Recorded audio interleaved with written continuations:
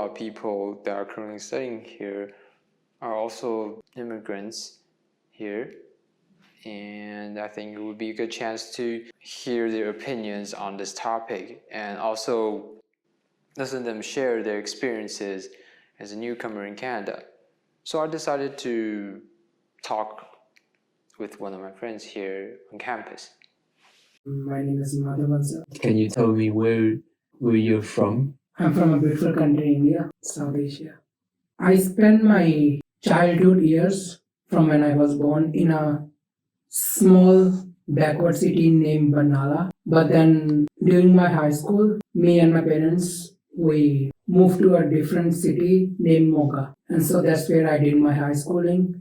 And that's where I spent like around 2 years teaching English and then just preparing to go to Canada. You teach people English Yes. before coming here? No, I learned it as well, but I was good. I was so good at it. I didn't need to like spend so much time learning it, so I just taught people instead for money. Oh, so it was more funding yourself to come study here? Yes. So like the visa application and everything, they takes time, right? Oh, so you're So also while it was taking time, I was just teaching, just to pass time. just waiting for the visa to process, Yes. and while making more money. Yes. Just also Humber College. Other colleges they give you like admission letter within like 2-3 days, but Humber College takes long time. So the assignments that I was doing was immigrations in Canada, and there was, I don't know if you heard one of the incident that happened in Canada in 1914. It's called the Komagata. Have you heard of this before? Tell me about it. Yeah, so this is a Punjabi businessman called Gurdeep Singh. He wanted to challenge the Canadian government. So because during that time, Canadian governments didn't want immigrants from the far East Asia countries to immigrate there.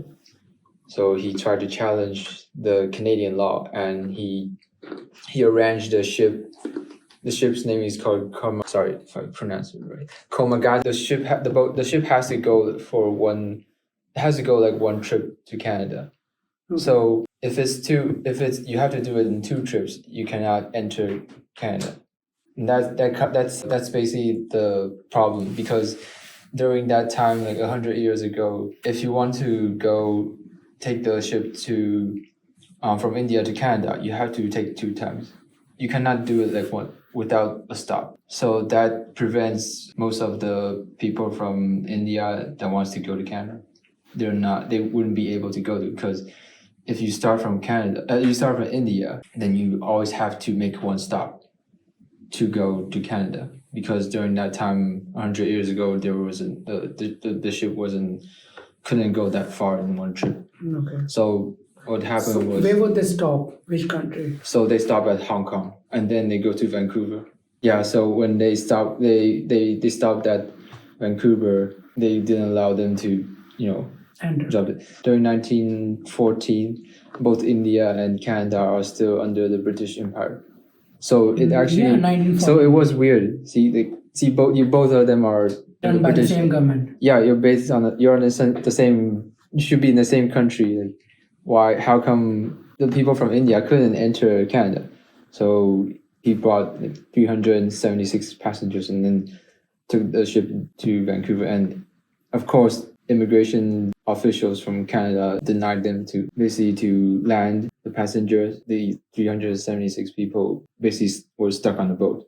As time passes by, they basically got cut off communications, and they started to run out like food and water.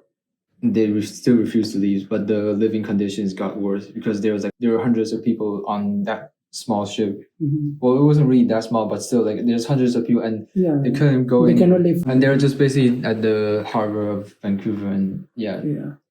the Komagata Maru was forced to return back to India, because they basically couldn't land on Vancouver.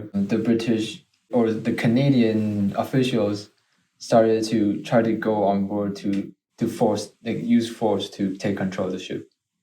So in the end, they went back, but when they went back to India, the India government didn't want them either. and so the but still they're still the British Empire forces. Like the government at the India fired the ship, and then they killed like some of the passengers. But there's some people that still were still alive, and I think the businessman Goody was also I think he was arrested or something. Yeah. Oh, in 2016, the current prime minister, which is Justin Trudeau, he made an apology for this incident. But like, it was After over. 100 years. Yeah, it was actually over 100 years. Yeah. So this was for basically Indians and Punjabis. They can have You know something very interesting? yeah. There's Punjabis living in Toronto, like Canada, and Vancouver from like 1950s or 60s or even earlier. And basically, right now, so there has been like 3-4 generations that have lived in Canada. Yeah. Or not just Canada, there's like a lot of big countries in the world. There's London, in United Kingdom, or even like Hong Kong. I know in Hong Kong there's like many Indians. Yeah, when I went back last year, there were a lot. I do see a lot of South Asian workers that were working. A lot of them also were doing the food delivery. You could see a lot of them on like in the streets. I felt like there were more like the population grew compared to When you like, like a couple of years ago. I could tell that there were more coming here to looking for work. yeah. But you didn't know about this case, right? Yeah, so I think this was like one of the issues. Like these are like the earlier generations. Yeah. But what do you think about? Do you think overall, based on your personal experience so far, do you think the experience of newcomers like yourself to Canada is it positive, good experience or negative experience? I mean, it could be both, but Okay, it is neither good nor bad. It is an experience and it is a new experience and it is a different experience. And it only becomes good or bad in retrospect. Before you move to Canada, you can just think in your head, oh, it's gonna be like this, or there's gonna be so much money, there's gonna be so much new people. But you can also think negatively, like, oh, I'll be away from my parents, I don't know what kind of people I meet.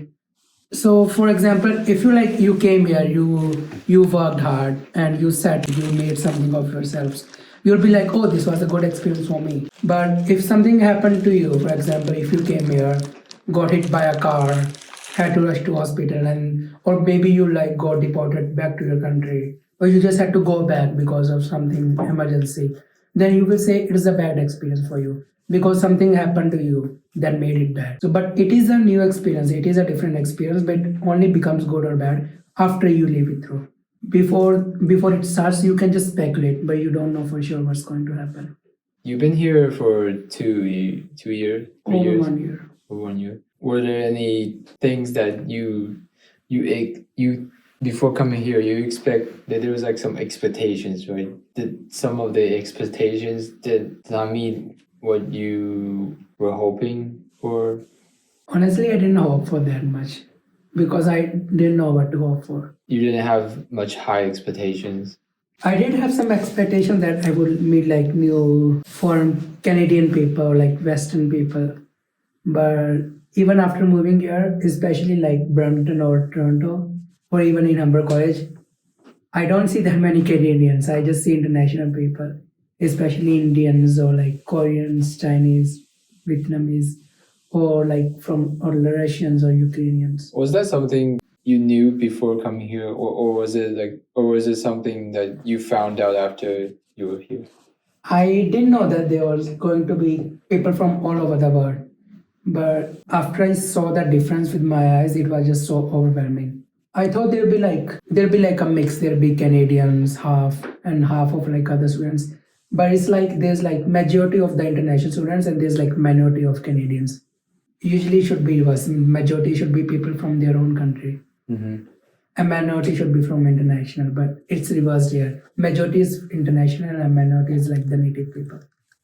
That was like a big shock for me. I don't mind if I have friends who don't speak my language, who only speak English, or if I talk to some people But there's like many Indians who will not talk to people from other country, who just want to keep it to themselves or just want to keep it within the community. Have you met someone here like that? There's a lot of people. Even though I just joke around, ask them, oh, do you have any friends from another country, or do you have anyone from international, or in your class? They say, yeah, we have, but so do you talk to them? They're like, no, we don't want to talk to them. Because they don't share the same language? Yeah, it's basically like, I think they are maybe scared to talk to people from another culture. I think what the thing is, they are just trying to relive Indian experiences here. They just want everything, their life to be as it used to be back home.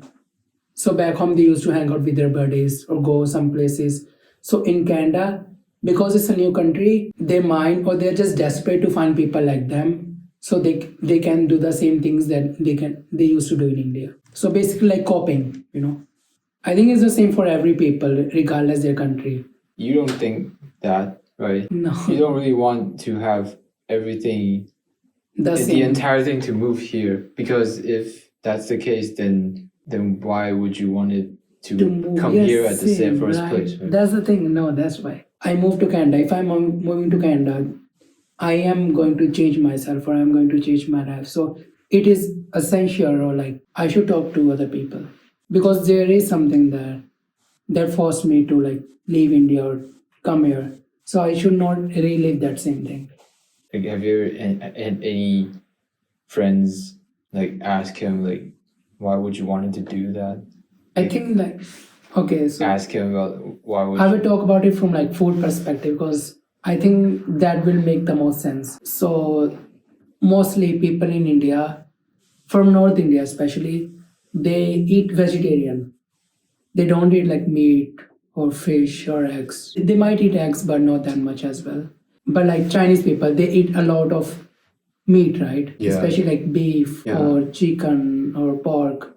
And I think from that perspective, they think that other people are disgusting because they eat meat. I know some of my relatives that they might think you are a good person if you just talk to them or like whatever. So because everyone is generally a good person, right? But if you just mention like, oh, you eat meat, they will instantly label you as a bad person just because you eat something that they don't. And I understand it's not like they want to turn you a bad person, it's just how they have been brought up.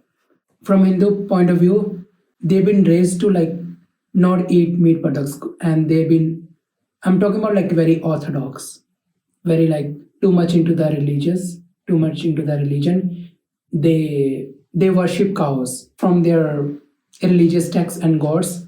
They tell them not to eat any animals, they just eat plant products. And so they think that everyone who eats meat, like Chinese people, they're disgusting because they're like essentially killing animals.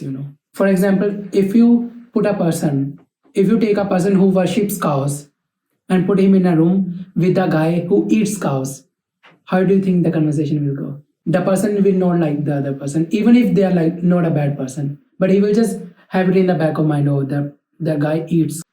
Yeah. And so everything he will talk about will be driven by that fact. That would be really, since I don't have But it's that, normal for you, right? yeah, because I would say if you compare Canada to Taiwan, then comparing Canada to India, the cultural difference, there's more cultural difference compared to India and Canada. Yeah. So there's that difference causes more conflict. You would Yeah, so they just want to hard to avoid the adapt. conflict. They just don't want to deal with the conflict, or they just don't want to experience cultural shocks. So that's the reason they just keep in their communities. They just make friends from their own, wherever they are from. They might talk to you, but they never consider you as a friend or won't like hang out with you and stuff. But you don't think they're actually trying to adapt here? They are trying to adapt in their own. Yeah, I actually checked the statistics here. This was last year, 2023, 2024. It says that there are 64,033 full-time students. Yeah, they're at least full-time international students. But then there's also Yeah, for international students, there's 27,540. So that actually means there's more than half of them are domestic. That's good. It doesn't look like that when you come to campus because that's what initially I thought there were more international students. There's still more domestic students. Yeah, some of the domestic students, their parents are from different countries. So Yeah. they're like second generation here. They probably So they are not like immigrants. exactly too Canadian, or Yeah. they are not like Inuit people. So they are still, but International. they're still counted as domestic, you know. Yeah, exactly. Yeah, so So, they yeah. wouldn't count as international students, but Yeah, they but since they're already Even if you move from, I think, so there's a guy you know from Beijing, and he moved here before like high school. So he did his high school in Canada, and then he got into Humber, and I think that guy will technically be considered domestic because he has spent like 7-8 years, and he has got his PR already. oh, if he has the PR, then Yeah. then he The would be guy came considered before high domestic. school, and he's like 22, 23 right now. Yeah, if he has PR, then it's domestic. Yeah. It's definitely domestic. Still, that there's less than half of them are international students, which it just shows that how much the revenue they earn from these part of the international students. Yeah, we pay like $10,000 for 4 months. Is it like double or triple? Domestic students pay like 2,500 or 3,000 for a semester. Yeah, about like 3 times. Yeah. Yeah, see. So how much we spend in a semester? They probably spend that much for just like the whole degree. Even though we spend more money, there's more restrictions on us. We cannot work more than 24 hours as a student. They can work like full time while being a full time students. And also, I think we have to pay more for the travel, and they don't pay as much. But still, overall, I think the tuition cost is insane. Yeah, that's how the colleges make their money. That's why they won't reject any applicants because they know they're going to get so much money. And that is why you see so many people here in Canada that might not be able to speak English because even though they are like low test scores in English exam like IELTS, the college still accepted their applications for the sake of money, and so they just came with low test scores, and so they can speak English that well. But it doesn't affect colleges; it just affects the person themselves. Because after they graduate, it's that much harder for them to get a job, especially if they can't speak English that well. Unless they just make their own friends from their own country, you see. And I think that's true for a lot of people.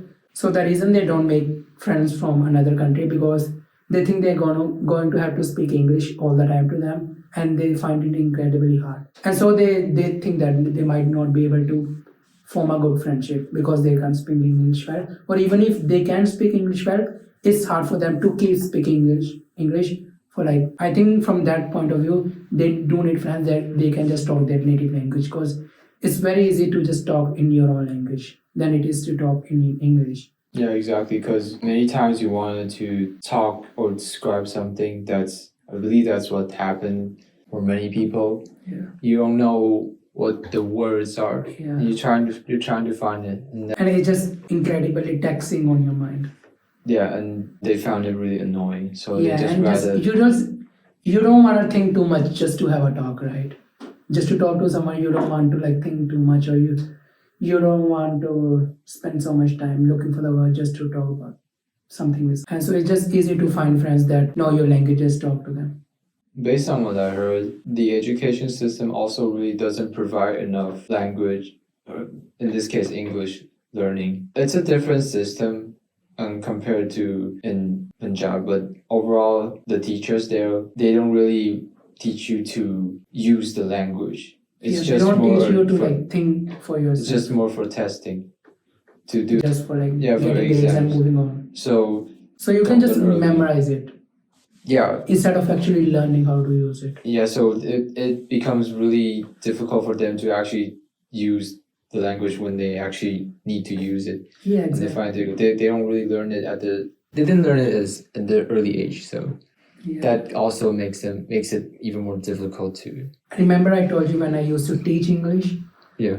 So when I used to teach, I was like 17, 18 years old. But there were like people who were like 35 years old.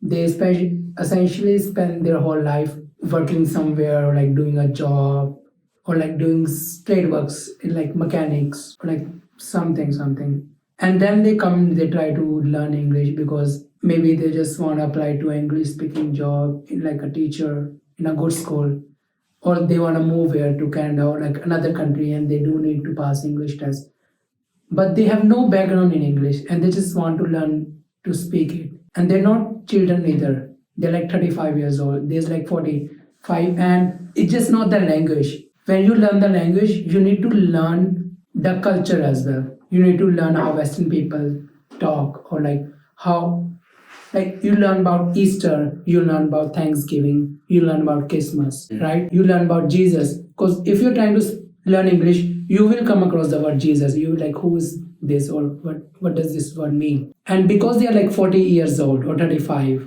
somewhere, it's very hard for them. They think that they are cheating on their religion somehow if they're trying to learn about another religion. So it's just not about a language matter. It just becomes something like they have to change themselves. And so I think a lot of people give up because they don't want to change themselves. They think they're cheating on their religion because they're trying to learn something, whatever.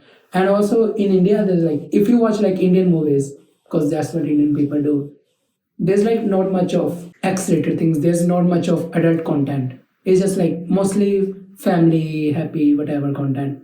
But if you watch like Hollywood movies, normally there is a lot more swear words. There is a lot more cuss words. There is a lot more nudity.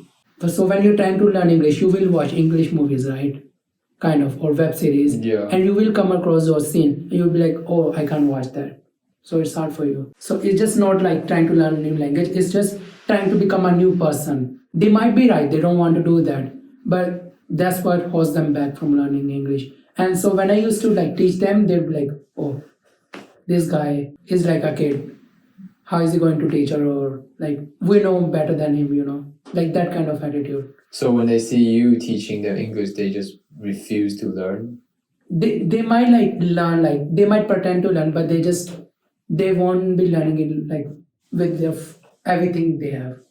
They're like, oh, okay, yeah, this one means that, but they wouldn't be that interested. Oh, would they actually just request like Actually, that happened to have a teacher that is older? Yes, that happened to me. Even though I was teaching fine, they just like, they couldn't connect with me somehow. Maybe it's their ego, like a kid is trying to teach them something, you know how it is, especially with Indian adults. They went to the guy who runs the place, owner, and they just requested him to change the teacher. Is age like a huge consideration so when they see you are younger than them, they probably wouldn't respect you that much. They don't think you're... Yeah, I was looking what they wouldn't respect me that much. If you just gave them an older guy with like half decency in English, they would respect the guy and learn English from even that person. They want to learn new things while being the same people they are. Yeah. They kind of reject learn new things, Yeah. still claiming that they wanted to learn and change. Yeah, so for example, if I tell you, so if a person is like trying to be healthy or trying to build muscles, it's a common sense to like, he should stop eating like junk food, he should stop eating too much sugar, Yeah. he should start eating healthier, like salads or like more protein, carbs, macros, and he need to move more, he needs to push weights, and essentially needs to cut down on his junk food. But if you like also like, you're trying to be healthy, but you still cannot let go of the junk food, it's hard for you, right? So they're trying to learn English while being the same people they are. They're trying to become a new person, but they don't want to lose their previous self. See, that's why it's like so incredibly hard for like most of the people. But some people can make that change. Some people they change themselves, they can adapt, but not most people do. That's what you see most people here around. Yeah, they just make their own friends from their own country. Because even though they just like the idea. What idea? Like they are in Canada, they are studying in Humber College, they are studying in an English country, but they still cannot adapt fully. So they just cope by having like a few friends from India. So because it sounds good, right? If you are telling something, oh, I'm trying to build more muscles, it sounds cool, right? Yeah. It sounds like, oh, that person is motivated, he's driven. It sounds cool to other people. especially if you have like a goal. But you know inside that you're not trying to change anything. You just keep eating you're still eating donut, you're still eating sugar. But it sounds cool to say, oh, I'm going to gym, I'm building muscle. But you're not doing anything exactly. You're just saying that to look cool in front of others. So they do move to Canada. They do enroll in a higher university speaking English to essentially like show their old friends from back home or show their relatives or like, see, I'm in Canada, I speak English, or like I'm better than you. But internally, like on the deeper level, they're still connecting with the same people. They're not actually like growing on a personal level, like a deeper level. It's just for like pretend show. I would see a lot of them like they always walk in like groups. There's like Groups, yeah. 5, 6 people, or sometimes Yeah. even more. And so I thought that I would assume that there's a lot of friends, you know. So, but Exactly, right. it seems like They're trying to build the same atmosphere they used to have in India back here. So India is a pretty populated country, right? So there's very high chances you would have like 5, 6 in a friend group instead of just having 2 people, because it is a very populated country and there is so many people living under the same meter square whatever area. In one neighborhood there's like so many children. So it is very common to have so many friends in one friend group. So they're just trying to build that from whatever the childhood they had. They're just trying to build that atmosphere, that same feeling right here. do many of them know each other before coming here, or they actually just met when they arrived here? It feels like Both feels are like the cases. because it feels like they already have met for a long time. Yeah, it feels like that because it's actually really easy. Even if you've never known a person, if he speaks the same language, there's like instantaneous attraction. You just like share with this person and you just basically become very good friends. And so even though you might look at them and say, oh, they always hang out together, like arms in arms, they just do the assignments together. But even though that person may have not known them before coming here, But they still act really. they close. still act like very close, ugly, whatever. But this is just common way to interact in India. I would say yes. It's like it is common to like get into other people's business. Oh, Yes.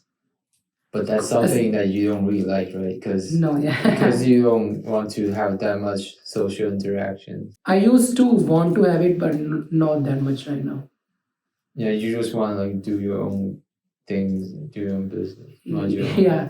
And because some people will say like, oh, I'm being called, but I think they are just like, so there's like benefits to making friends. Like you do your assignments together, you have a good time. Mhm. But then there's like also another times where you're just wasting time and you're just going some places that you don't really need to go just because they call you, because they are your friends. And I find that I would not make that trade. I wouldn't make that trade. For example, I used to have some friends back home. So once you're like having a good time, or you're going to school and you're studying, like study groups. Yeah, study group is a good analogy. For example, a couple of friends get together to study before an exam, right? So for example, you made it your goal. Oh, so today we are 4 people. We will spend 8 hours to study for tomorrow's exam. But what really ends up happening 80% of the time is like you just study for 3 hours and then you basically just or like you just play games, or like just talk to each other about unnecessary things for like 5 hours. So for me, even though I think I'm missing on those 3 hours, but I am wasting 5 hours, so I would not make that trade. But some people do, and actually they don't even think that they're making that trade. They're just thinking they have having a good time. They just don't think of it. They just think, oh, like whatever.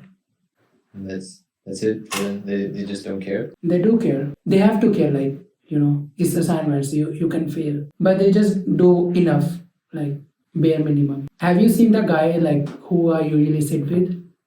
I introduced you to him, Yavnik. From Yeah, I know Yanni. Yesterday he moved to my place because he was looking for a home, and so I helped him get a room in my home. But what's really interesting is that like there's no problem. It's like he's still living with people. So he's from Gujarat, which is like a different province than Punjab. You can still talk in Hindi, which is like the national language of India. So he can talk with Hindi with those people who live in the house. He still feels he wants to be around more Gujarati people. So he told me like, Madhav, I'm moving in your house, but like I will still be looking for a house that has Gujarati people in it. I was like, okay, it's your choice, but like, why?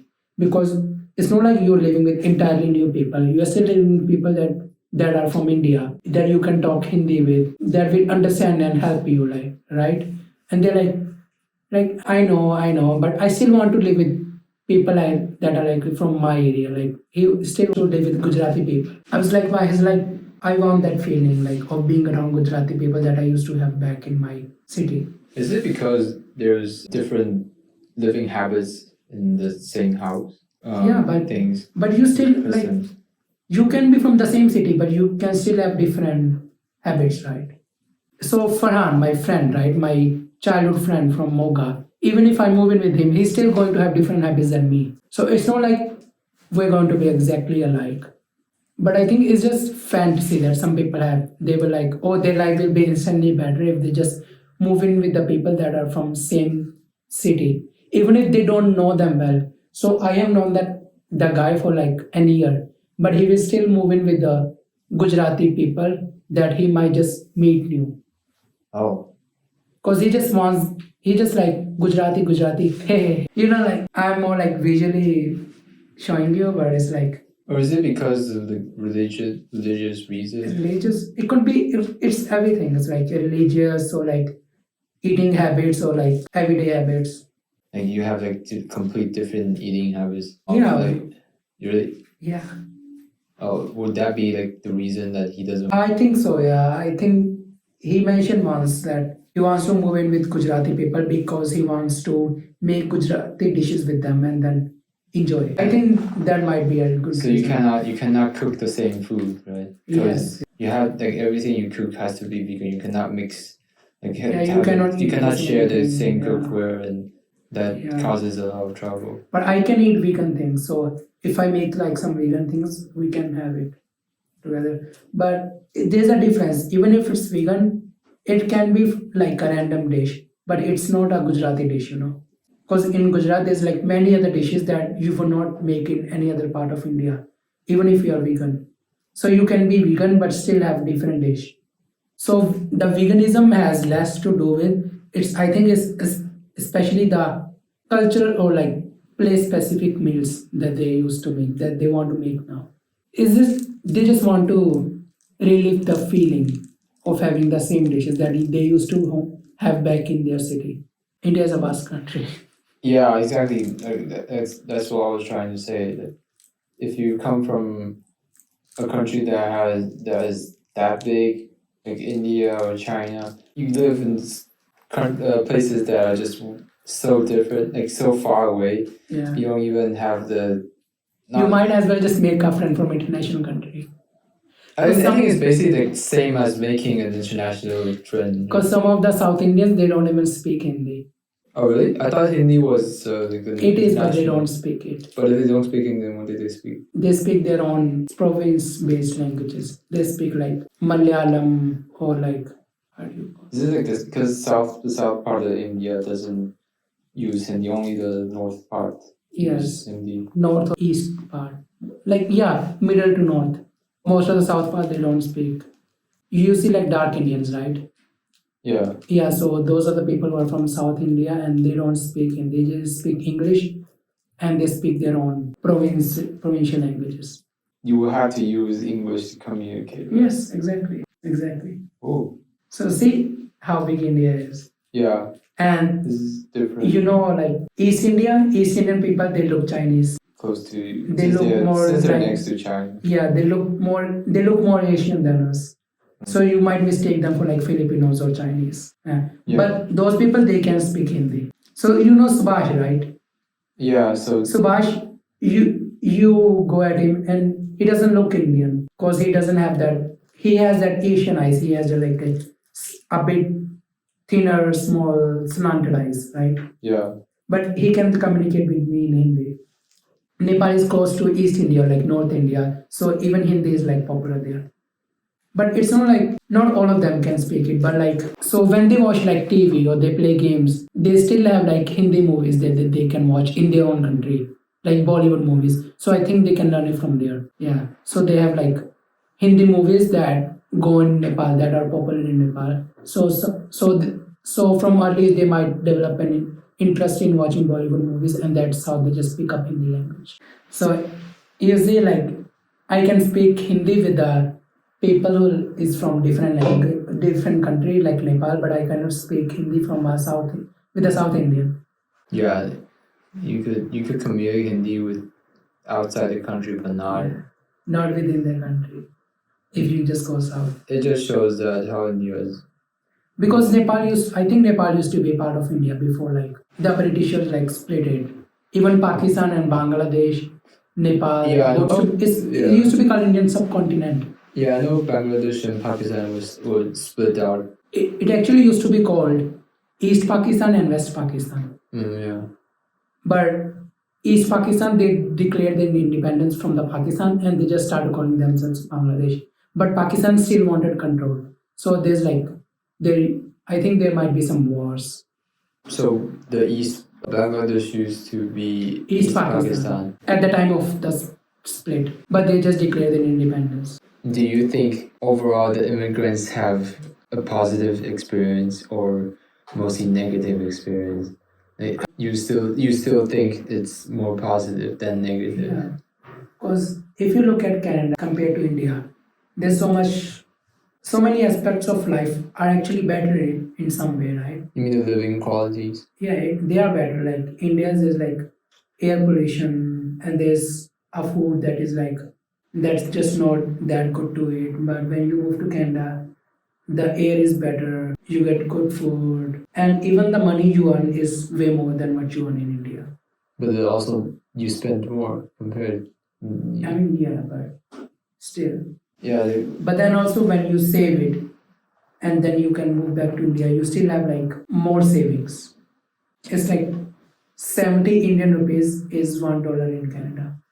Yeah. No, 63 something. So if, for example, if you have like $1,000 in Canada, you can take those $1,000, move to India, and you will have 63,000 Indian currency, which is like so much, right? But that's if you go back to live in India, right? You earn the money here, But so you still. so from Indian standard, it is a lot more money, right? Yeah. So that's why their life is better. And a lot of them send money back to send back home. Yeah. So their Indian pay or relatives receive a lot more money. But then that would also mean that you don't keep that much money because you gave a lot of them back, right? Yeah, it just depends on. Also, you don't have to give that much money. You can just give like from your side, you can just give like $2,000, and from then it will be over like 125,000. Mm-hmm. That's enough for you to like live here. Yeah, so in full-time job, if you're just earning $18 per hour, you're working 40 hours a week for the whole month, and you don't do overtime. You just do your 40 hours, what you're supposed to do. You can earn around 25 after taxes, $2,500. And if you don't have a family, you're just living on your own. Even if you live a relatively good lifestyle, you eat good, you eat more, and you spend more money on rent. It's still like you will only spend like 1,800 unless you know how to spend. Because I don't know how to spend myself.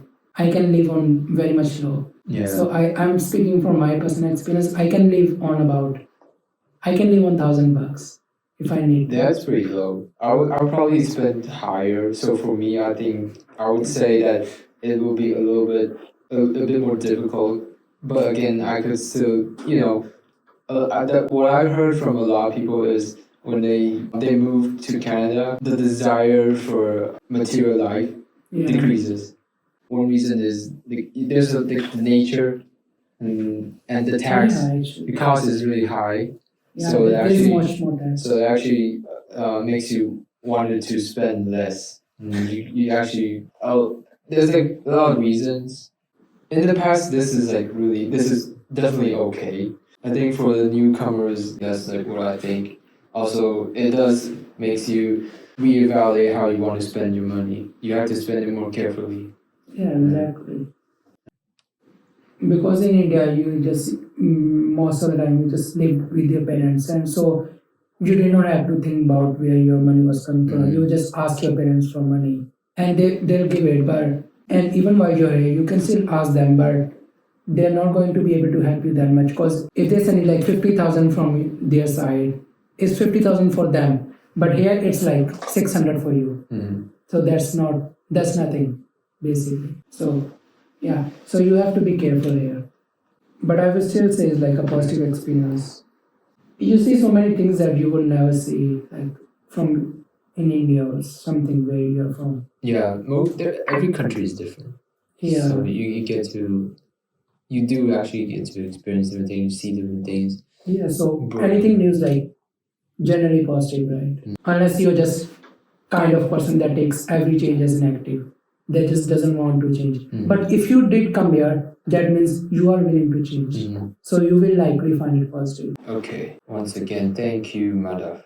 It's really hard to say whether it's all positive or negative. I think it's a complex question, but I would argue that there is something that keeps many of them here in the long run. It's not usually common to see a society attempting to accept many individuals and groups regardless of their race or background, culture, and even accepting them as part of the society. Of course, that doesn't mean every individual is treated just like the other.